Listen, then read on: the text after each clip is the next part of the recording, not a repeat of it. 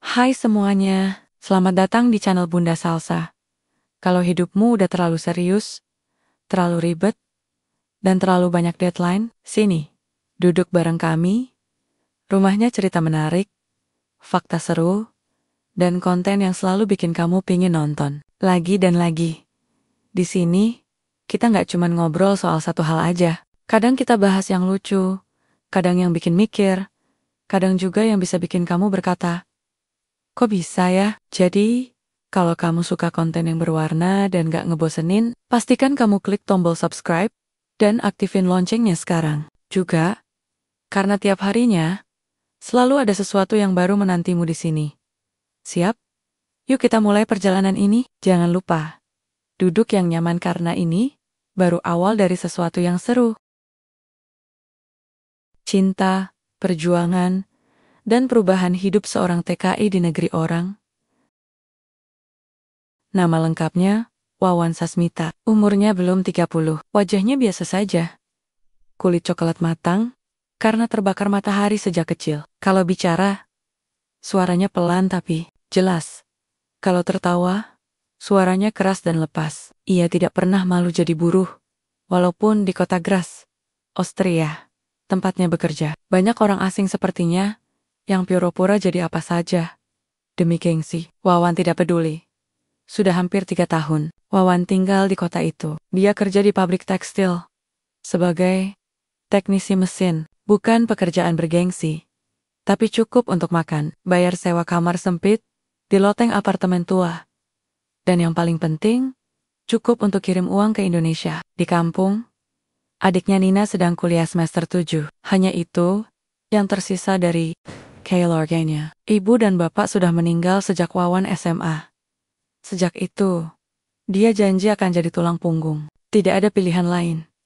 Hidup Wawan seperti mesin pabrik yang dia rawat setiap hari, terus berputar dengan ritme yang sama. Bangun pagi, kerja 8 jam, istirahat, lanjut kerja sambilan malam kalau ada. Kadang kalau tidak ada lembur, dia ke bar kecil dekat pusat kota, minum bir murah, ngobrol pakai bahasa Inggris seadanya.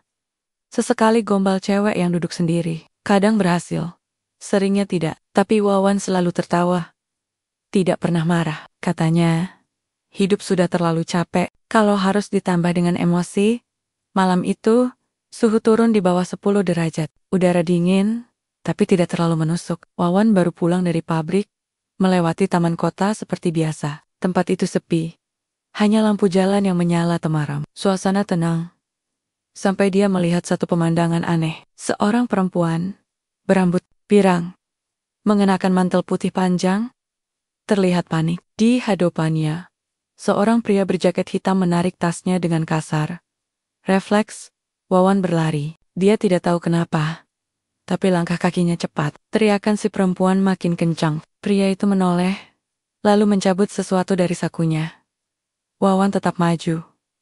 Mereka bergulat. Tangan Wawan kena sabetan benda tumpul, mungkin besi kecil. Tapi, dia berhasil menjatuhkan si pencopet, menghantamnya ke tanah, lalu mengambil tas yang sempat terjatuh. Pencopet itu bangkit, kabur ke sisi taman yang gelap. Wawan berdiri, napasnya memburu. Perempuan itu mendekat.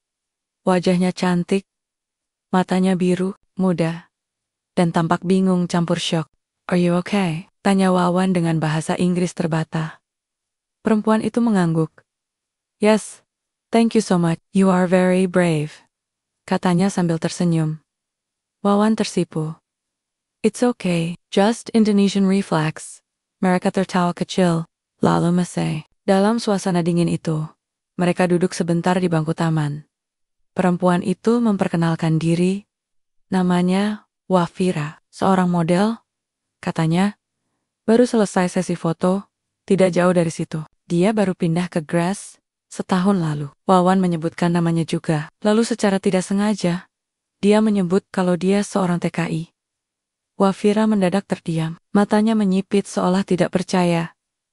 "Kamu orang Indonesia?" tanya Wafira dalam bahasa Indonesia yang fasih. Wawan hampir tersedak ludahnya sendiri. "Kamu bisa bahasa Indonesia? Ibu saya orang Solo," jawab Wafira. "Saya belajar dari kecil." Wawan tertawa senang. Dunia terasa sempit. Tadi dia pikir hanya menyelamatkan turis biasa. Ternyata perempuan ini separuh darahnya sama dengan dia. Malam itu mereka ngobrol lebih lama, bukan seperti dua orang asing, tapi seperti dua kawan lama yang bertemu kembali. Sebelum pulang, Wafira mengucapkan terima kasih sekali lagi. Bahkan menepuk bahu Wawan seperti sahabat lama. Dia bilang, kalau Wawan punya waktu, besok temani dia jalan-jalan, makan di food court pinggir sungai, yang katanya murah, tapi enak. Wawan mengangguk, tanpa pikir panjang.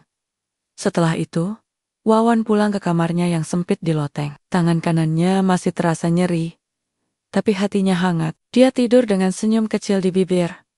Hidupnya mungkin akan berubah, tapi Wawan belum tahu seberapa besar perubahan itu. Ia hanya tahu satu hal, malam ini, dia bukan cuma menyelamatkan tas seorang bule. Mungkin saja, dia baru saja menyelamatkan masa depannya sendiri. Wawan tidak pernah bangun sepagi itu di hari libur. Biasanya kalau Sabtu pagi, dia masih terkapar di kasur sampai jam 9. Tapi kali ini berbeda. Jam 7 pagi, dia sudah berdiri depan kaca kecil di kamar mandinya, menyisir rambut dengan minyak rambut dari toko Asia. Minyaknya terlalu licin, tapi Wawan tetap pakai. Dia bahkan menyemprotkan parfum yang dia simpan untuk wawancara kerja. Padahal ini cuma mau makan di food court. Tapi bersama siapa? Itu yang bikin jantungnya dok-dik-duk. Wafira mengirim pesan semalam. Singkat saja, besok siang, jemput aku di depan halte dekat alun-alun kota. Kita cari makan enak ya. Wawan membaca pesan itu 5 kali. Dia bahkan mengecek ejaan bahasa Indonesianya. Rapi, tanpa singkatan, bukan seperti orang bule yang sok bisa bahasa Indonesia, tapi malah aneh. Wawan jadi makin penasaran.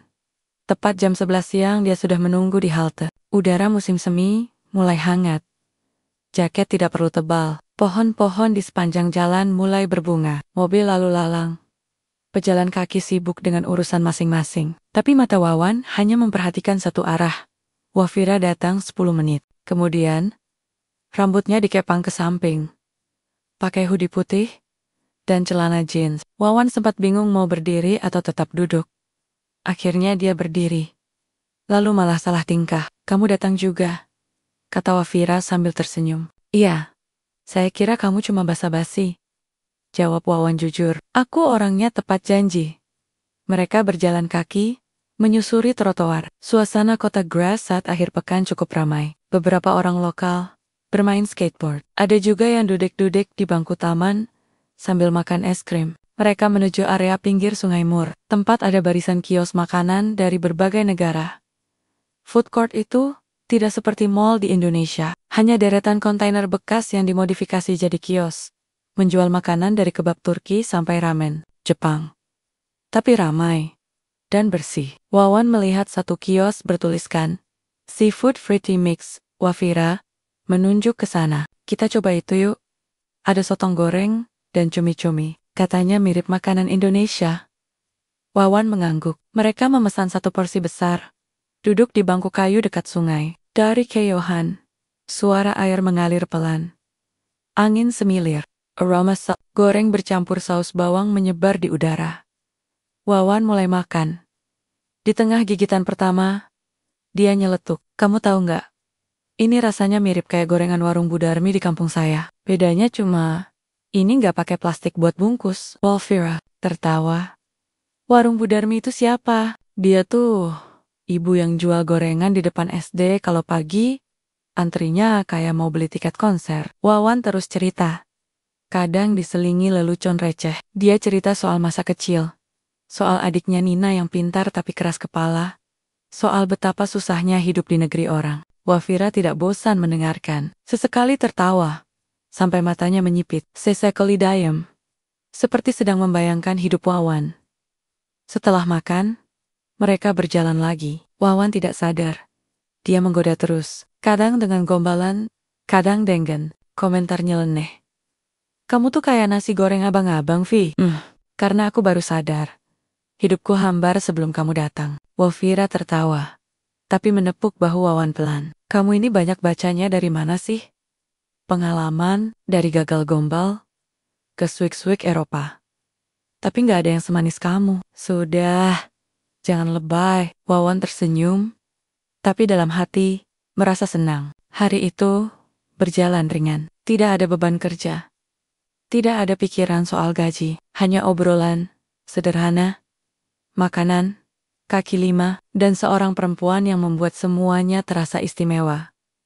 Menjelang sore, mereka duduk di kursi taman. Wafira mengeluarkan sebotol minuman dan 2 gelas plastik. Mereka minum sambil menikmati matahari yang mulai turun. Kamu kerja di pabrik tekstil ya?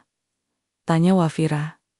Iya, di bagian mesin. Kadang lamber, kadang kalau rusak, saya yang benerin. Papa juga punya pabrik, tapi lebih besar, di daerah pinggiran kota. Wawan mengangguk. Dia tidak tahu mau merespons apa. Jelas, dunia mereka beda. Tapi hari ini, tidak terasa ada jarak. Wafira melirik jam tangan. Besok kamu kerja. Libur. Kenapa? Aku ada janji ke pabrik papa. Mereka lagi butuh teknisi. Sepertinya kamu cocok. Kalau kamu mau, aku bisa kenalin. Wawan membelalak. Serius? Iyalah, kamu kan jago soal mesin. Wawan tidak langsung menjawab. Dia hanya menatap sungai. Lalu menatap Wafira. Hari itu, dia menyelamatkan seseorang dari copet. Hari ini, orang itu memberinya peluang yang bisa mengubah hidup. Ketika mereka berpisah di halte, Wawan berdiri lama menatap ke arah Wafira berjalan pergi. Lalu dia melihat bayangannya sendiri di kaca halte. Rambut masih lepek, sepatu belel, tapi ada sesuatu yang berbeda dari sorot matanya. Mungkin, hidupnya benar-benar akan berubah. Wawan tidak tahu, sejak kapan detak jantungnya bisa kencang, hanya karena naik tram. Tapi pagi itu, duduk di kursi pojok tram nomor 4, yang menuju kawasan industri luar kota Graz, perasaannya campur aduk antara deg-degan, penasaran, dan sedikit mual karena sarapan hanya roti basi sisa kemarin. 3 hari lalu, Wafira benar-benar membawanya ke pabrik milik ayahnya, Pneumonia Craft and Son Textile GmbH. Perusahaan tekstil keluarga yang berdiri sejak puluhan tahun lalu. Kata Wafira, mereka sedang butuh teknisi baru. Karena salah satu teknisi senior pensiun. Wawan awalnya ragu. Pabrik besar, milik orang kaya pula. Tapi Wafira meyakinkannya, dan kini dia dalam perjalanan ke sana. Katanya, ini bukan wawancara kerja, cuma perkenalan singkat. Begitu turun dari tram, Wawan langsung melihat gerbang besar warna abu-abu dengan logo perusahaan yang dicetak timbul. Di belakangnya, bangunan pabrik 3 lantai berdiri kokoh. Jauh lebih megah dibanding pabrik tempat Wawan bekerja sebelumnya. Di depan gerbang, sudah menunggu Wafira. Kali ini, dia tidak pakai hoodie, melainkan blazer biru muda dan sepatu pantofel hitam. Kamu tegang banget wajahnya, kata Wafira sambil tersenyum. Ini pabrik gede, Vi. Saya biasanya kerja di tempat yang atapnya bocor. Jawab Wawan sambil merapikan kerah jaketnya yang kusut. Mereka masuk ke dalam ruangan kantor, bagian depan, penuh kaca, dan berbau kopi mahal. Wawan menunduk saat melewati resepsionis, yang menatapnya sejenak. Mungkin, karena penampilannya tidak seperti pelamar kerja pada umumnya. Jaket parka, celana jeans belel, dan sepatu yang solnya hampir lepas. Tapi dia tetap jalan. Tidak ada yang bisa menghentikan orang yang sudah telanjur nekat mereka menuju lantai 2, tempat ruang kerja bagian teknis. Di sana, sudah menunggu seorang pria bertubuh besar dengan rambut putih rapih. Dayela Herr Dietmar, pemilik sekaligus direktur utama perusahaan, dan juga ayah kandung Wafira. Selamat pagi, sapa Herr Dietmar dengan aksen Jerman yang kental, tapi sopan. Pagi, Pak, jawab Wawan sambil menunduk sopan. Wafira langsung menjelaskan dalam bahasa Jerman yang cepat, mungkin sedang menjelaskan latar belakang Wawan. Setelah itu, Dietmar mengangguk, lalu mengajak mereka ke lantai produksi. Wawan seperti masuk ke dunia lain. Lantai bersih, mesin-mesin berderet panjang dengan sistem kontrol otomatis. Tidak ada suara kasar seperti di tempatnya dulu. Para pekerja memakai seragam khusus, dengan pelindung telinga, dan sepatu anti-listrik statis. Semua tertib, semua profesional. Kita, lihat kemampuanmu, kata Dietmar. Kali ini dalam bahasa Inggris. Wawan dibawa ke satu mesin yang sedang bermasalah. Operatornya mengeluh, Mesin itu suka macet di bagian pemotongan otomatis. Wawan hanya diam sebentar. Lalu minta obeng. Dia membuka panel, mengamati posisi motor, lalu menyarankan penggantian skru pengikat dan posisi sensor. 10 menit kemudian, mesin berjalan normal. Dietmar diam. Wawan juga diam. Wafira tersenyum lebar. Operator bule itu bahkan memuji dengan bahasa Austria yang Wawan tidak mengerti. Mereka kembali ke ruang kantor. Bagaimana kamu tahu solusinya? Tanya Dietmar. Di pabrik saya dulu, mesinnya mirip. Cuma versi jadul, tapi masalahnya sama. Jawab Wawan. Dietmar mengangguk pelan, lalu mengeluarkan selembar kertas. Kamu bisa mulai Senin depan. Percobaan 3 bulan. Jika cocok, kontrak tetap. Wawan mengangguk cepat. Matanya berbinar. Ini bukan cuma pekerjaan, ini peluang langka. Sebelum keluar kantor, Wawan sempat melihat foto-foto keluarga di dinding. Salah satunya foto Dietmar muda, berdiri di depan bangunan tua. Dengan tulisan, Bandung, 1992, di bawahnya. Tapi dia tidak berani bertanya. Hari pertama, Wawan dimulai dengan gugup tapi penuh semangat. Dia datang lebih awal, pakai baju bekas wawancara kerja pertama kali di Gras. Baju itu kedodoran, tapi bersih. Wawan disambut oleh seorang staf teknis bernama Lukas. Pria itu kurus tinggi dan ramah, tapi agak pendiam. Wawan langsung dikenalkan ke tim kecil teknisi. Semuanya bule, beberapa menyambut hangat, yang lain hanya mengangguk. Wawan tidak ambil pusing, dia kerja saja. Tapi tetap saja, kelakuan Wawan tidak bisa terlalu serius. Saat ada alarm pabrik berbunyi karena kesalahan sistem, dia teriak dengan logat kampungnya. Ini kenapa bunyinya kayak toa masjid ya Pak Lukas? Lukas bingung, lalu tertawa.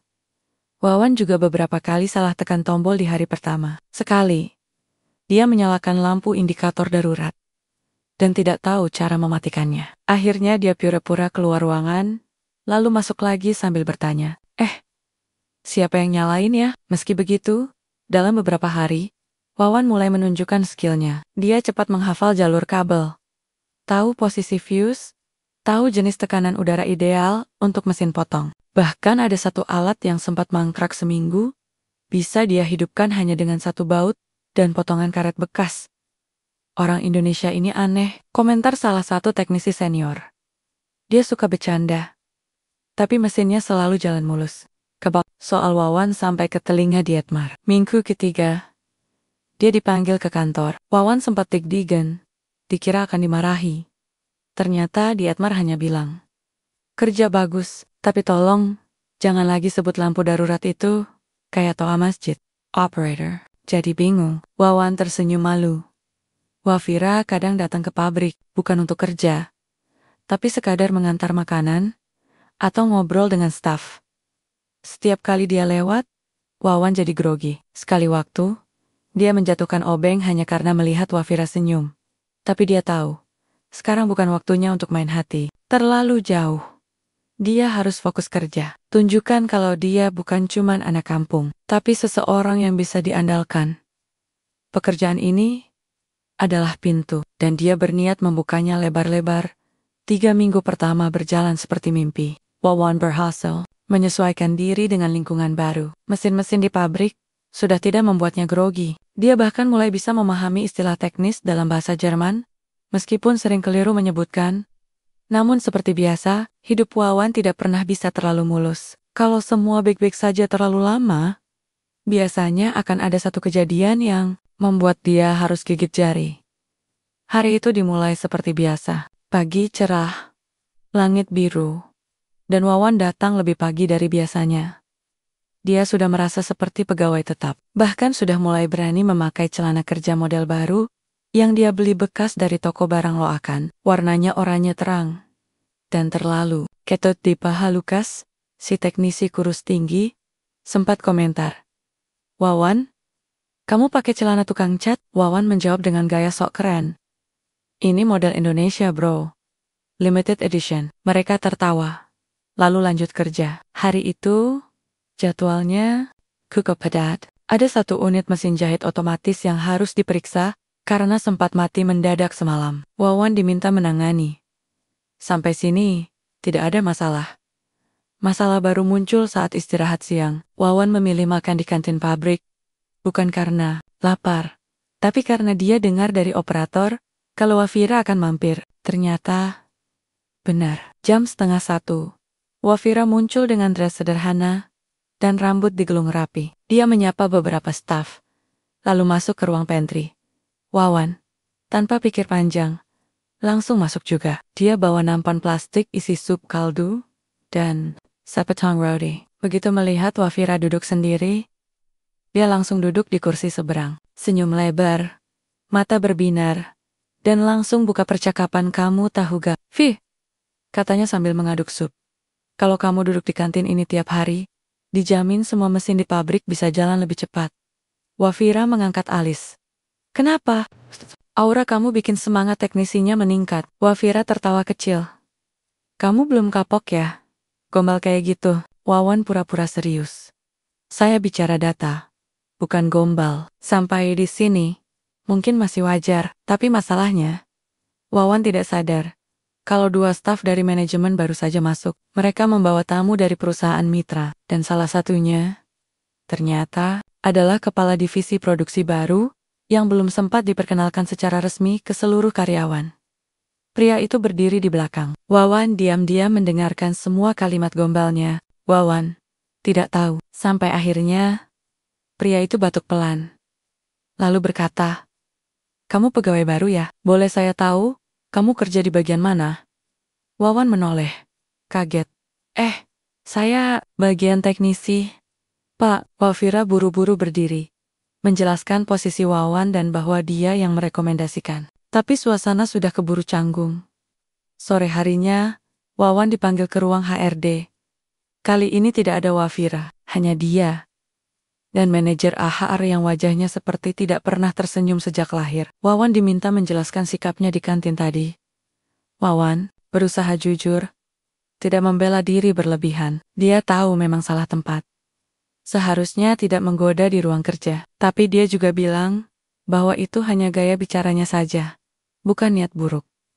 Setelah itu, dia disuruh pulang lebih awal. Tidak dipecat, tapi dikasih peringatan lisan dan catatan evaluasi dalam 3 bulan masa percobaan. Satu kesalahan lagi, langsung dihapus dari sistem.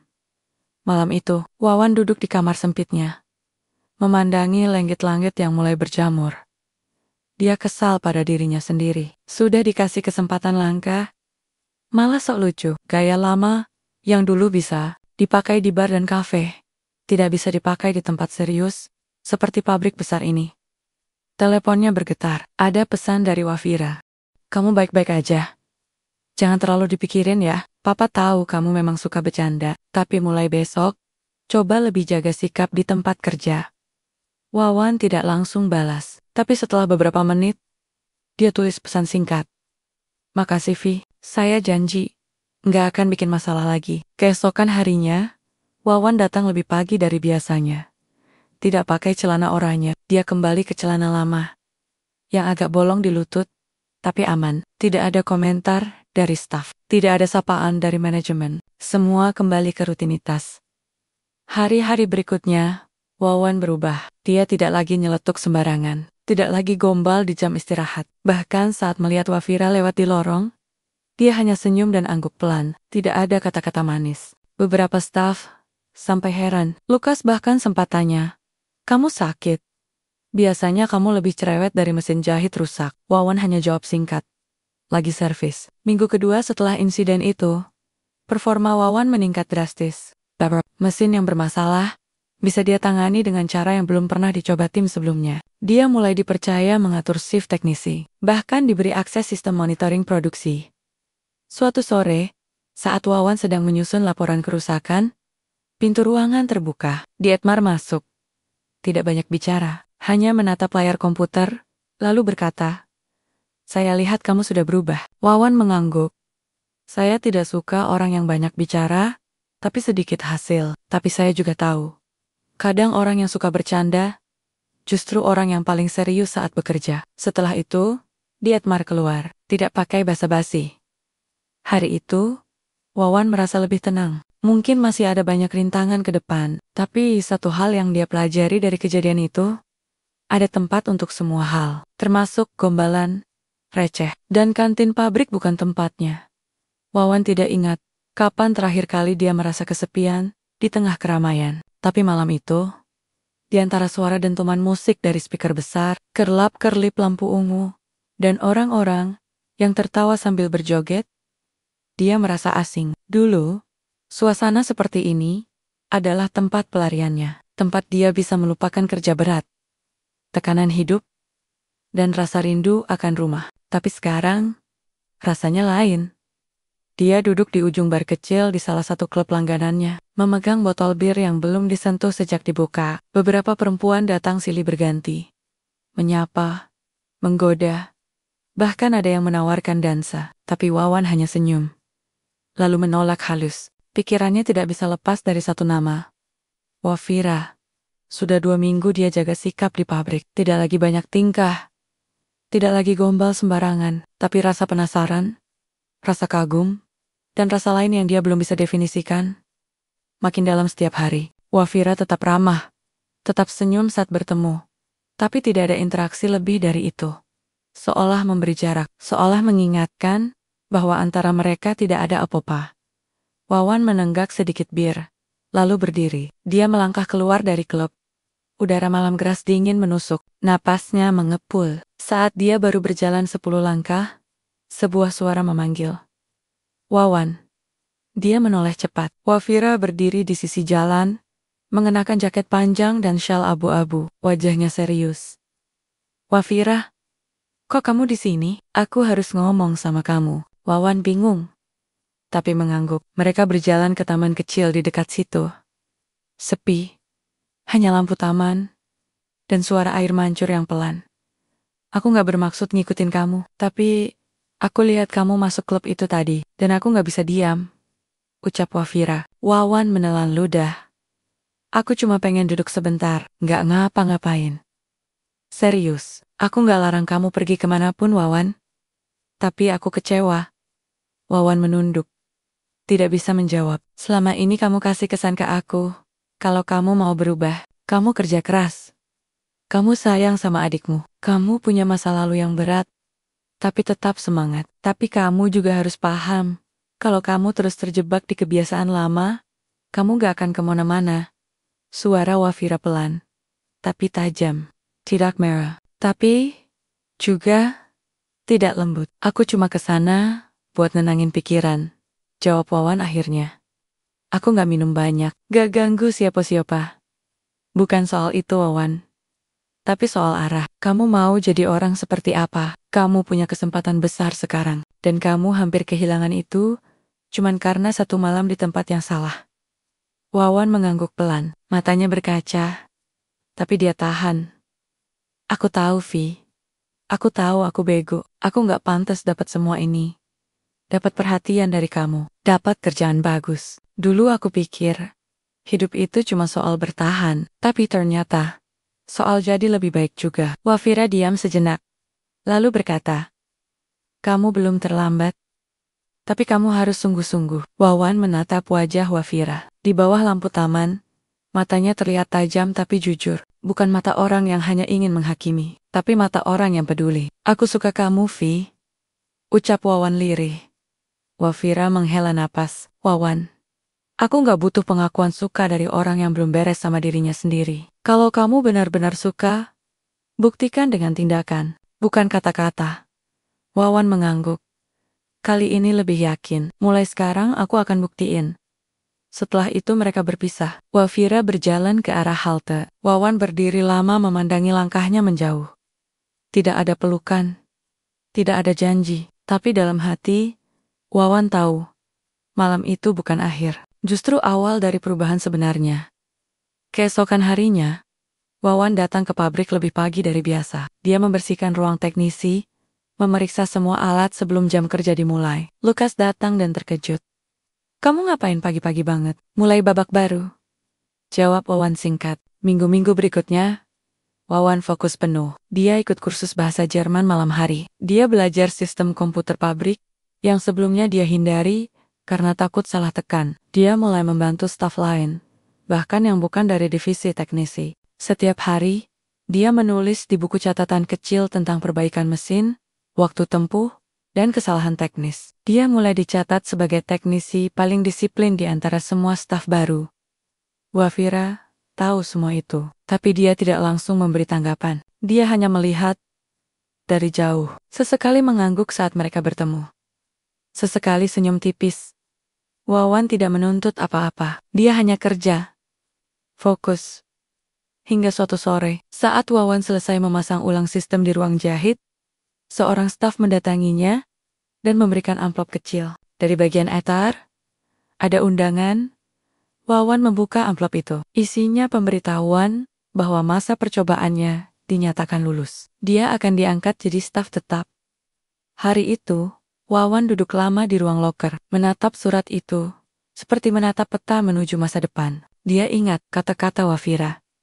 Kalau ingin membuktikan sesuatu, jangan pakai mulut, tapi pakai perbuatan. Dan untuk pertama kalinya dalam hidupnya, Wawan merasa bukan hanya sedang bertahan hidup, tapi juga sedang berjalan menuju arah yang benar. Hari itu udara di Gras mulai menghangat. Matahari muncul lebih lama dari biasanya. Pabrik tekstil milik keluarga von Staten terlihat lebih sibuk dari biasa. Truk pengangkut parkir berjejer, para staf keluar masuk area logistik, dan suara mesin terdengar lebih ramai. Wawan, yang biasanya hanya mengurus bagian teknis kecil, dipanggil ke ruang rapat di lantai 2. Tempat itu biasanya hanya dipakai oleh manajer dan supervisor. Dia sempat mengira dirinya kena masalah. Tapi ketika sampai di sana, dia melihat Wafira sudah duduk di ujung ruangan. Di sebelahnya, berdiri pria berperawakan tinggi, rambut perak disisir rapi, mengenakan jas abu-abu. Dietmar van Staten, ayah Wafira sekaligus pemilik pabrik. Wawan langsung berdiri tegak dan menunduk. Selamat siang, Herr von Staten. Dietmar menatapnya sebentar, lalu mengangguk pelan. Wawan duduk perlahan, masih waspada. Dietmar membuka map tipis dan membaca beberapa baris. Kamu Wawan Hartono, asal Indonesia. Pekerjaan sebelumnya, teknisi umum. Sekarang staf tetap di bagian mesin. Data ini sesuai. Iya Pak, kami sedang mengembangkan jalur produksi baru. Butuh tim teknisi yang bisa fleksibel dan cepat belajar. Kepala teknisi kami akan ambil cuti panjang 2 bulan ke depan. Kamu pernah tangani sistem otomatisasi? Sedikit Pak, tapi saya belajar cepat. Dietmar menutup mapnya. Bagus. Saya ingin kamu jadi koordinator sementara untuk unit mesin jahit digital. Mulai minggu depan, ada 3 orang teknisi di bawahmu. Kalian harus pasang 5 mesin baru dan pastikan semua berjalan lancar. Wawan mengerjap. Saya dipercaya jadi koordinator? Dietmar menatapnya langsung. Ya, tapi ini bukan hadiah. Ini Wawan mengangguk. Saya siap Pak. Setelah rapat selesai, Wafira mendekat sebentar sebelum keluar ruangan. Jangan sia-siakan kesempatan ini. Ya. Wawan hanya mengangguk. Dadanya sesak, tapi juga penuh semangat. Hari pertama sebagai koordinator, tidak mudah. Salah satu teknisi di bawahnya, pria muda asal Ukraina, bernama Vasil, terang-terangan mempertanyakan keputusan manajemen. Kenapa kamu? Kamu baru di sini. Aku lebih lama kerja di pabrik ini. Wawan tidak terpancing. Dia hanya menjawab tenang. Aku juga gak minta jadi ketua tim. Tapi sekarang, aku diberi tugas. Kalau kamu punya masukan, silakan. Tapi jangan halangi kerja tim. Mereka bekerja di ruang produksi barat. Mesin jahit digital dikirim dari Jerman. Manualnya tebal, bahasa teknisnya kaku. Tapi, Wawan tidak menyerah. Setiap malam, dia membaca ulang buku panduan. Setiap pagi, dia briefing tim dengan penjelasan yang lebih gampang dipahami.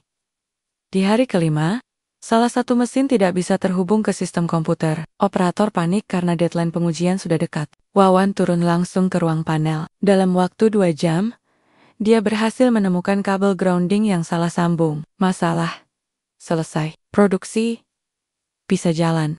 Kabar itu cepat menyebar. Beberapa staf mulai menghargai Wawan. Bahkan Vasil, yang sebelumnya banyak protes, mulai bertanya dan meminta saran darinya. Wawan tidak sombong, dia tetap rendah hati. Tapi jelas, dia mulai mendapatkan tempat. Minggu berikutnya, Dietmar datang ke lantai produksi. Tidak ada pengumuman. Tidak ada protokol resmi. Dia hanya berjalan perlahan, mengamati. Saat sampai di depan salah satu mesin, dia memanggil Wawan. Kamu tahu mesin ini output Naya berapa dalam sehari? Wawan menjawab. Sekitar 500 potong, Pak. Tapi sejak kemarin kami berhasil naikkan jadi 550. Karena pengaturan tekanan jarum, kami ubah sedikit. Dietmar mengangguk pelan. Lalu menepuk bahu Wawan sekali. Bagus. Satu tepukan. Tapi artinya besar sekali untuk Wawan. Hari itu, saat jam istirahat, Wawan duduk sendirian di ruang makan. Tangannya masih hitam karena minyak mesin, tapi senyumnya tidak bisa disembunyikan. Dia membuka kotak bekal yang dibawanya sendiri. Isinya nasi goreng yang dia masak pagi tadi. Rasanya pedas berantakan, tapi dia makan dengan lahap. Tiba-tiba Wafira datang dan duduk di seberangnya. Kamu senang ya? Tanyanya. Banget, Papa nggak pernah percaya sama orang semudah itu. Saya juga nggak pernah percaya diri. Saya bisa dipercaya orang seperti dia. Wafira tertawa kecil. Kadang, yang kita butuh cuma satu kesempatan. Kalau kita sungguh-sungguh, orang lain akan lihat. Lama-lama mereka percaya. Wawan menatap wajah Wafira. Di balik semua kesibukan. Di balik hubungan mereka yang belum jelas namanya. Satu hal dia yakini. Dia tidak ingin mengecewakan perempuan ini. Terima kasih, Vi. Kalau bukan karena kamu, mungkin saya udah nyerah dari kemarin. Bukan karena aku, Wan. Karena kamu yang kerja keras. Aku cuma buka pintu. Wawan mengangguk. Kalau begitu, saya akan jaga pintu ini baik-baik. Wafira tersenyum, lalu berdiri, kembali ke kantornya. Wawan melanjutkan makan, dan di sela-sela suapan terakhir, dia tahu satu hal pasti. Hari itu bukan cuma dia dapat kepercayaan dari pemilik pabrik, tapi juga dari seseorang yang dia perlahan cintai. Dan cinta itu tidak datang dari kata-kata manis, tapi dari kerja keras dan perubahan nyata. Hari itu, Wawan baru selesai memasang sistem pengatur suhu baru di gudang produksi. Keringatnya mengalir walau udara musim semi belum benar-benar panas. Dia berjalan keluar pabrik sambil membuka resleting jaket kerja. Di parkiran belakang, dia melihat seseorang berdiri dekat pagar. Perempuan, wajahnya tidak asing. Wawan menghentikan langkahnya. Mata mereka bertemu. Beberapa detik kemudian, perempuan itu melangkah mendekat. Perlahan, tapi mantap. Mas Wawan? Wawan. Butuh waktu 3 detik sebelum menjawab.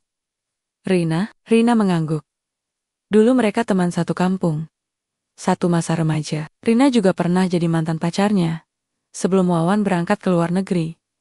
Mereka putus baik-baik, setidaknya. Begitu kata mereka. Saw it too. Tapi tidak pernah banner-banner selesai. Ya ampun. Kamu di sini? Tanya Wawan.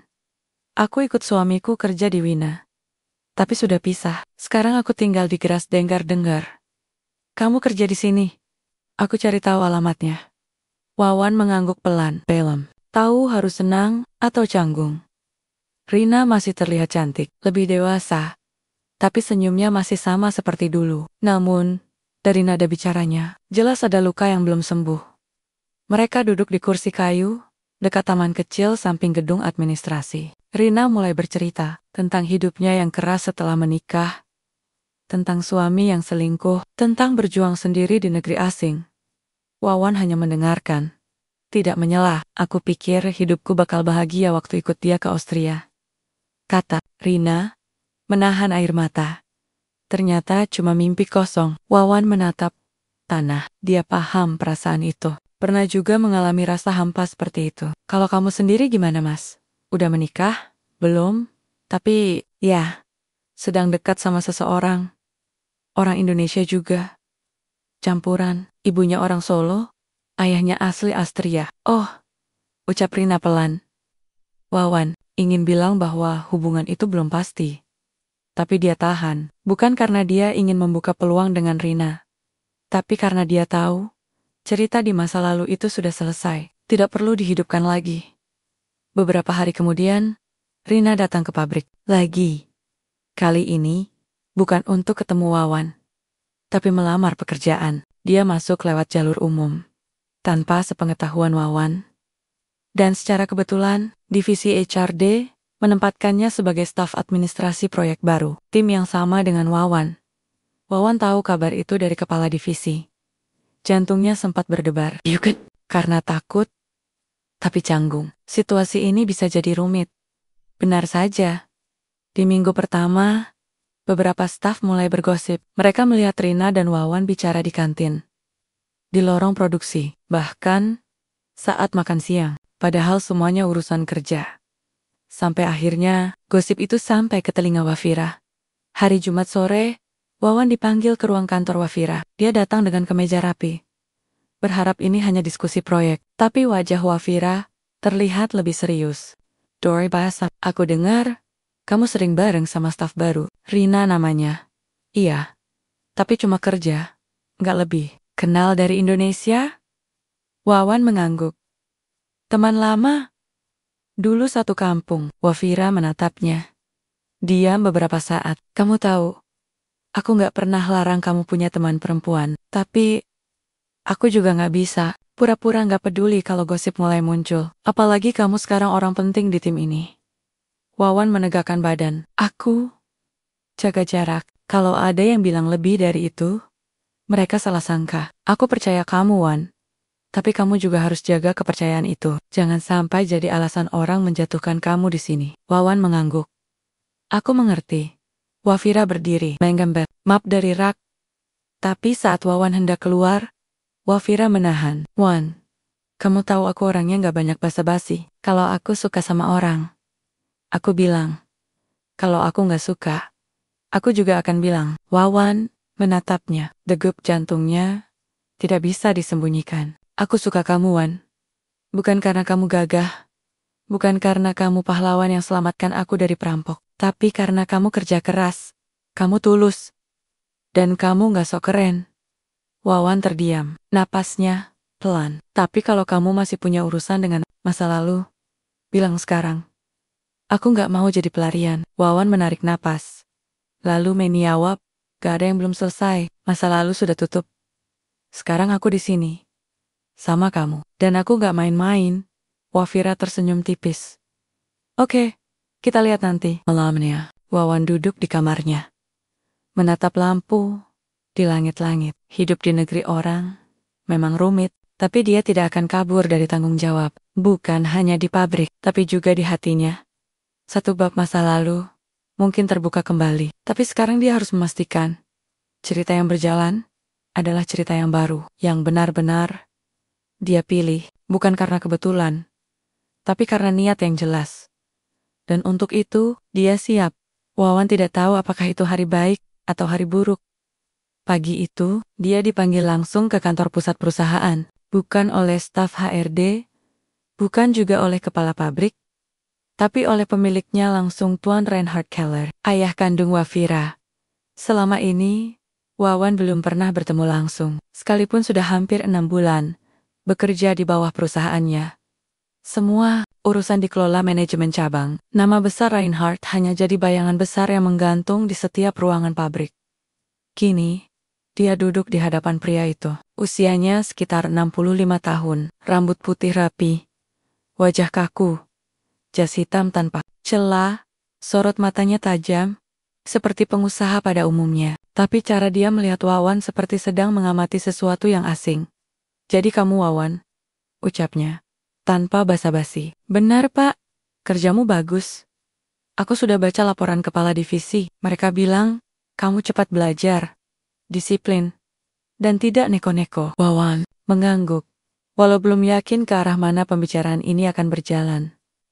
Aku juga tahu, kamu dekat dengan anakku. Wawan diam sejenak, lalu berkata jujur.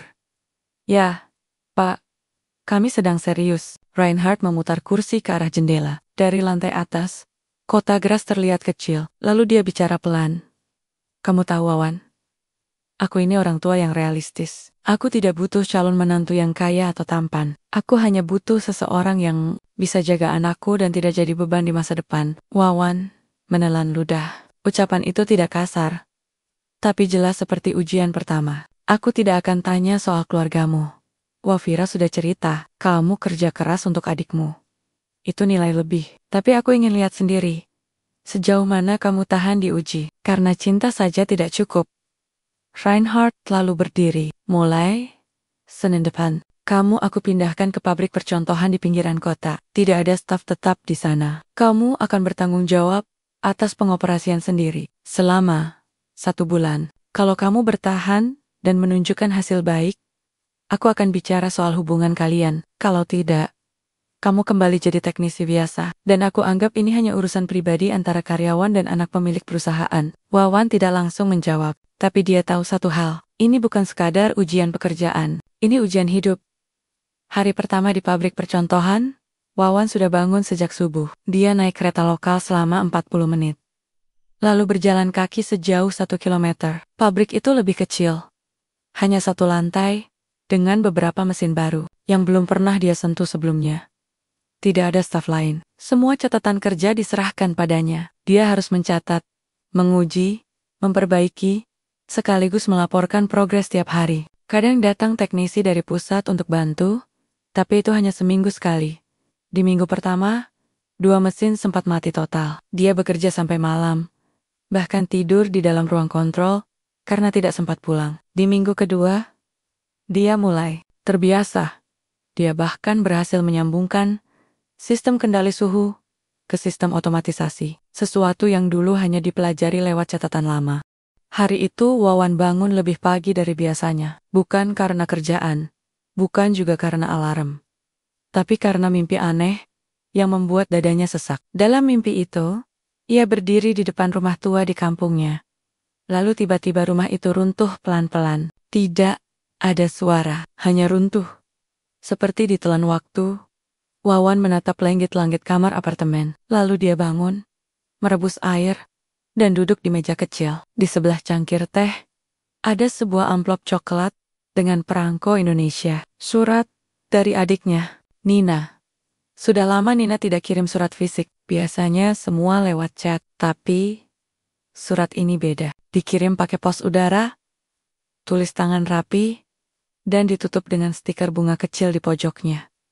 Wawan membuka pelan. Isinya hanya 3 lembar, tapi tiap kalimatnya seperti menampar kenangan yang selama ini dia kubur dalam-dalam.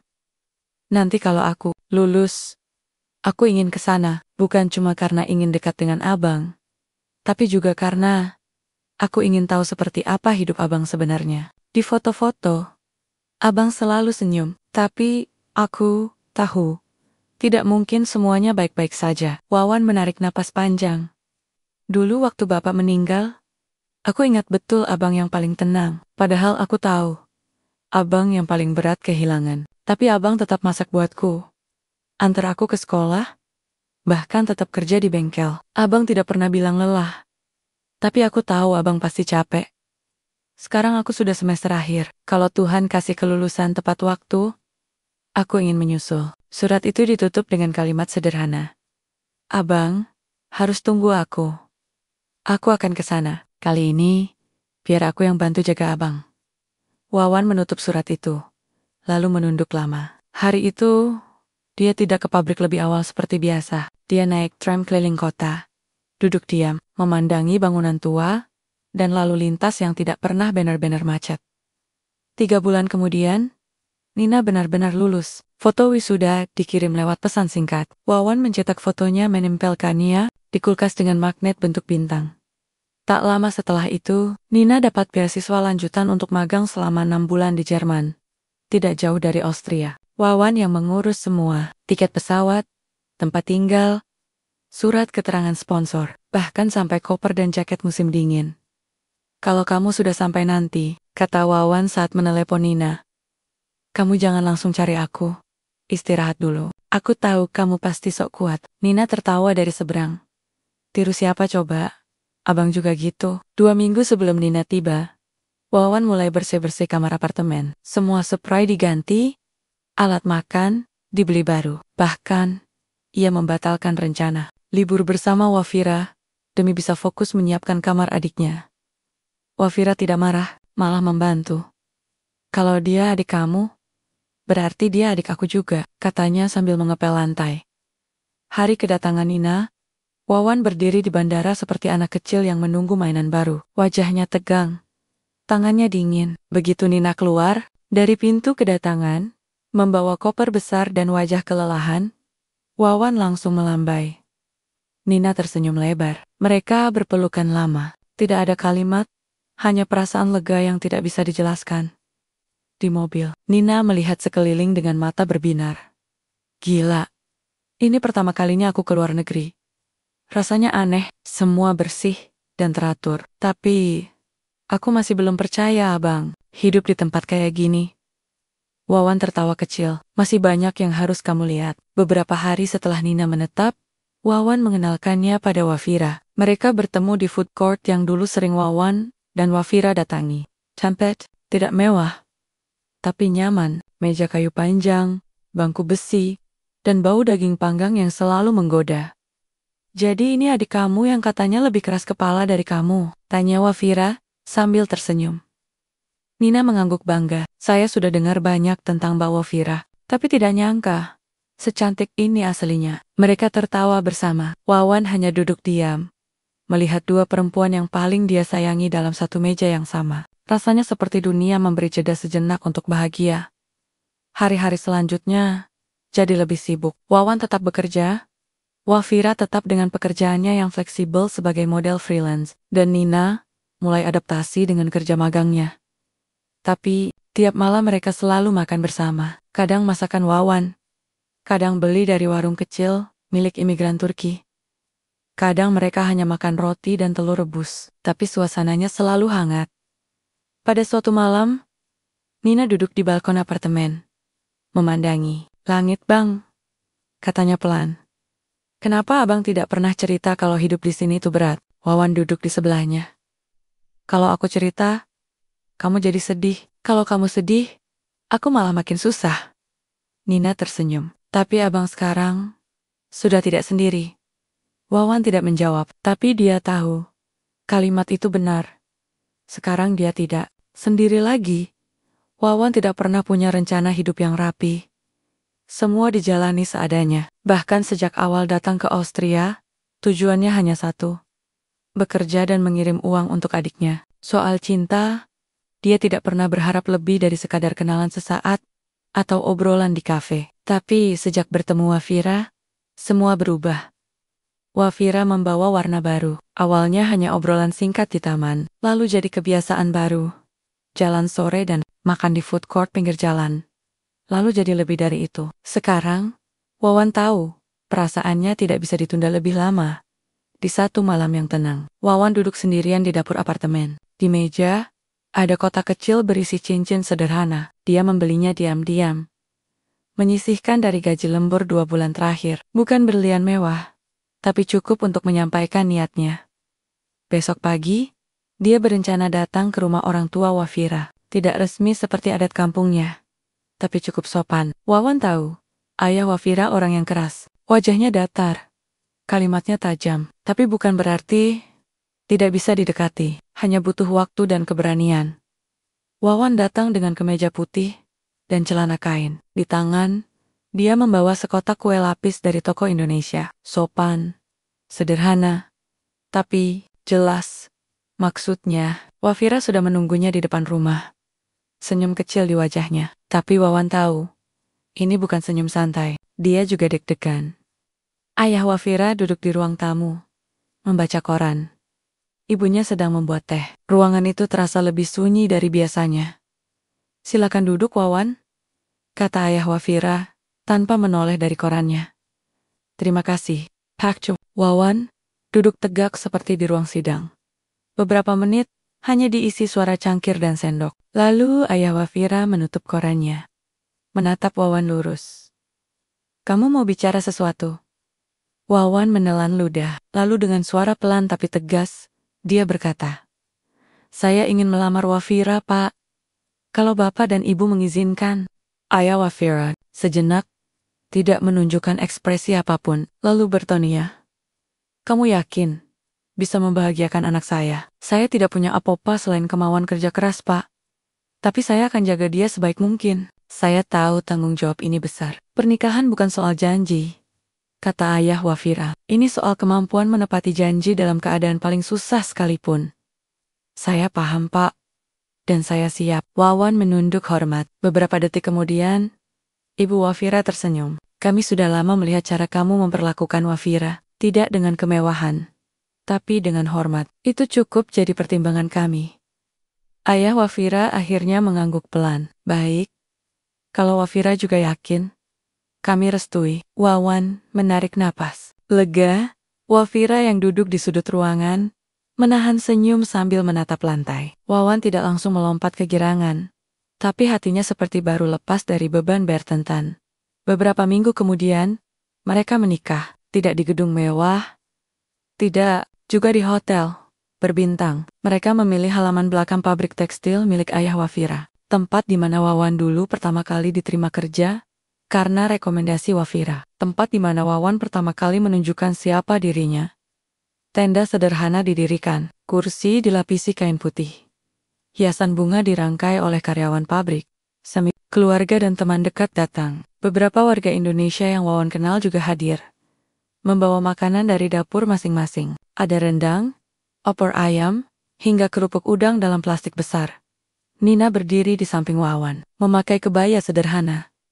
Wafira mengenakan gaun putih tanpa banyak aksesoris. Wajahnya bersinar. Saat Wawan mengucapkan janji nikah, suaranya sedikit gemetar, tapi jelas. Aku tidak bisa janjikan rumah besar atau mobil mewah. Tapi aku janji, mulai hari ini, hidupku untuk kamu, dan untuk keluarga kecil yang akan kita bangun bersama. Semua orang bertepuk tangan, bahkan ayah Wafira, yang biasanya sangat dingin, ikut berdiri memberi pelukan singkat. Setelah acara selesai, mereka duduk berdua di kursi kayu belakang panggung. Tidak banyak bicara, hanya menikmati angin sore dan suara orang-orang tertawa. Aku masih tidak percaya kamu sudah jadi suamiku, kata Wafira pelan. Aku juga tidak percaya. Dulu aku pikir aku akan menikah di balai desa, bukan di pabrik. Mereka tertawa kecil.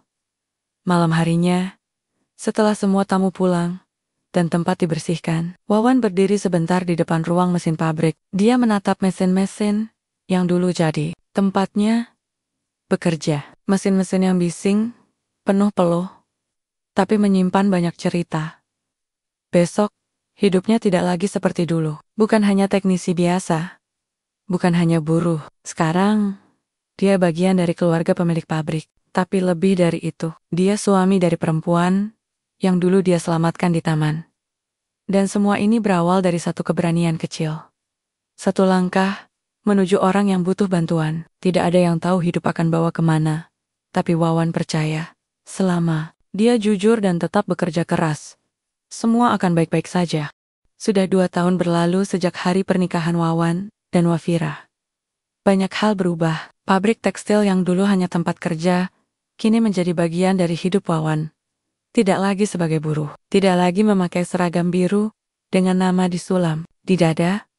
Sekarang dia memakai kemeja lengan panjang dan sepatu kulit, berjalan dari satu bagian ke bagian lain, pabrik dengan tablet kecil di tangan, memeriksa sistem, mengobrol dengan staf, dan sesekali ikut membantu bagian teknis kalau ada mesin yang mogok. Namun, Wawan tidak pernah berubah sebagai pribadi. Dia tetap datang pagi, tetap menyapa semua karyawan dengan senyum lebar, tetap membawa kopi sachet dari rumah, bahkan kadang masih suka duduk di lantai pabrik sambil makan nasi bungkus bersama tukang forklift. Adik, Nina, sekarang sudah lulus dan bekerja di bagian manajemen produksi. Gadis itu jauh lebih rapi daripada Wawan.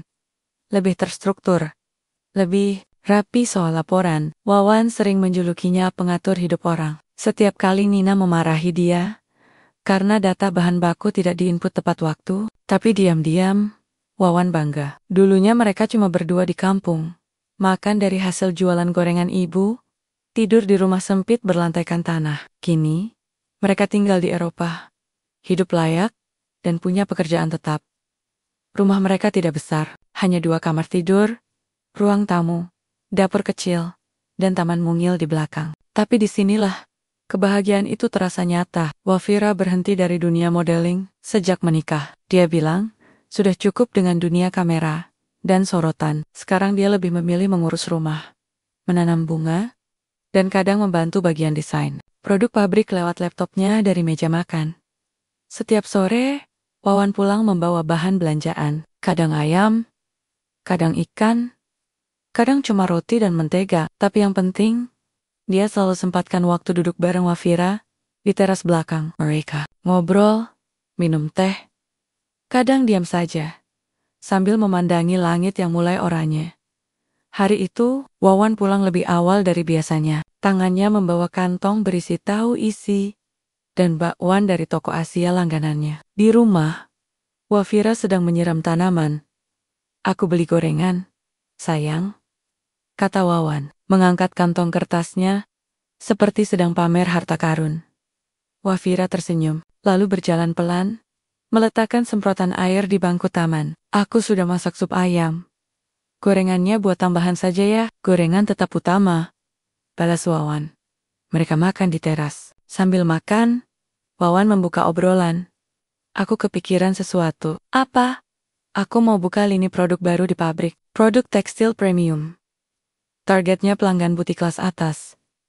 Wafira mengangguk. Kamu sudah bicara ke Nina? Pelem. Aku mau ngobrol sama kamu dulu. Kamu kan yang ngerti soal tren desain, kain dan gaya.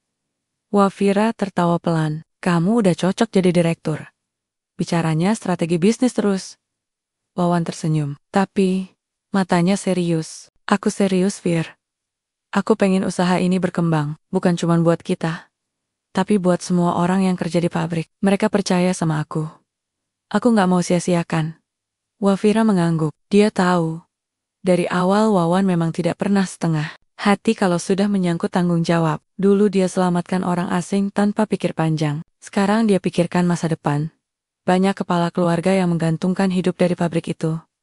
Malamnya, mereka duduk di ruang tengah, lampu temaram. TV menyala, tanpa suara. Wawan membuka laptop, menunjukkan desain awal katalog kain premium yang ia dan Wafira rancang bersama. Nina akan mengurus sistem distribusinya. Beberapa rekan kerja lama Wawan bahkan akan diajak menjadi koordinator lapangan untuk lini baru ini. Wawan terdiam sesaat, lalu dia bertanya pelan. Kamu bahagia nggak, Fir? Wafira memandang wajah suaminya. Mata itu masih sama seperti 2 tahun lalu. Tulus, meskipun suka genit. Aku bahagia, bukan karena rumah, bukan karena status, tapi karena setiap hari, aku bisa lihat kamu berjuang. Kamu berubah jadi orang yang bertanggung jawab. Itu yang buat aku bersyukur nikah sama kamu. Wawan mengangguk pelan.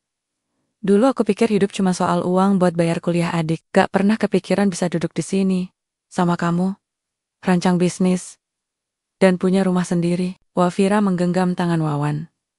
Kamu pantas dapat semua ini, Wan. Wawan tersenyum, lalu membetulkan posisi duduk. Besok aku mau undang semua karyawan lama buat makan bareng. Bukan pesta, cuma kumpul. Aku pengen mereka tahu.